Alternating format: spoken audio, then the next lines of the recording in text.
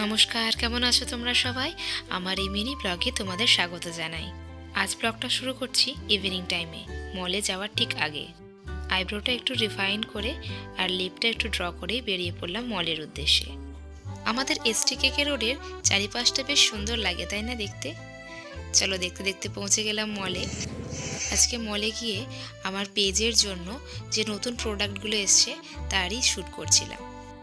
মল থেকে বাড়ি ফিরেই শুরু হয়ে গেল আমাদের সকলের প্রিয় লুচি আলুর দমের প্রস্তুতি।